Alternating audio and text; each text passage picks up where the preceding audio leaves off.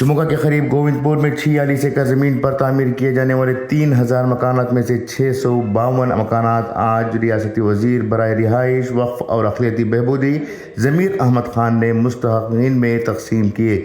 یہ مکانات پردھان منتری آواس یوجنا کے تحت G+2 ماڈل میں تعمیر کیے جا رہے گئے، جن پر تقریباً 261 کروڑ روپے کی لاگت آئی ہے۔ یہ تقریب ضلع انتظامیہ، ضلع پنچایت اور شموگا میونسپل کارپوریشن کے اشتراک سے منعقد کی گئی تھی، جہاں لاٹری سسٹم کے ذریعے مستحقین کو مکانات الاٹ کیے گئے۔ ریاستی وزیر ضمیر احمد خان نے تقریب سے خطاب کرتے ہوئے کہا کہ اس سے قبل 624 مستحقین کو مکانات دیے جا چکے ہیں۔ انہوں نے تسلیم کیا کہ تاخیر کے بعد فی مکان 2 لاکھ روپے اضافی لاگت آئی ہے، جسے حکومت 1.5 ماہ میں واپس کرے گی۔ فی الحال علاقے میں عارضی بجلی کنیکشن فراہم کیا جائے گا، جبکہ 12 کروڑ روپے کی لاگت سے مستقل بجلی کا نظام قائم کیا جائے گا۔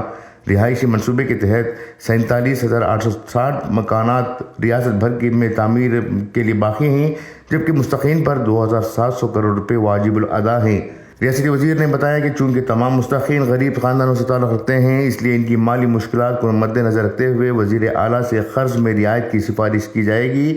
گزشتہ سال 500 کروڑ روپے کی لاگت سے 36,779 مکانات تعمیر کرنے کی منظوری دی گئی تھی، جس پر کابینہ میں مزید غور و خوض کے بعد حتمی فیصلہ لیا جائے گا۔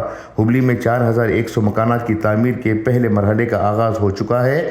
2016 میں بنگلورو میں 2023 ایکڑ زمین پر ایک بڑی ہاؤسنگ اسکیم شروع کی گئی تھی، لیکن سابقہ حکومت کے دور میں مکمل نہ ہو سکی۔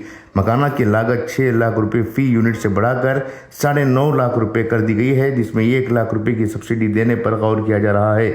ضلع میں 2,725 مکانات کی تعمیر کے لیے منظوری دی جا چکی ہے، جن میں سے 1,545 مکانات کا کام آئندہ ماہ کے آخر تک شروع ہوگا۔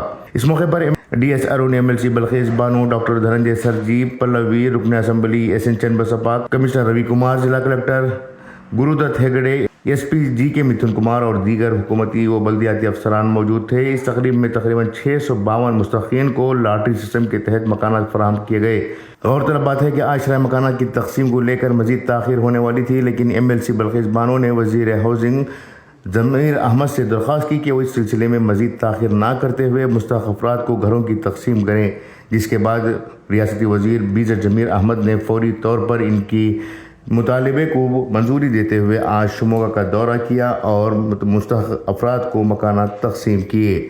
بیورو رپورٹ، انقلاب نیوز، شموگا۔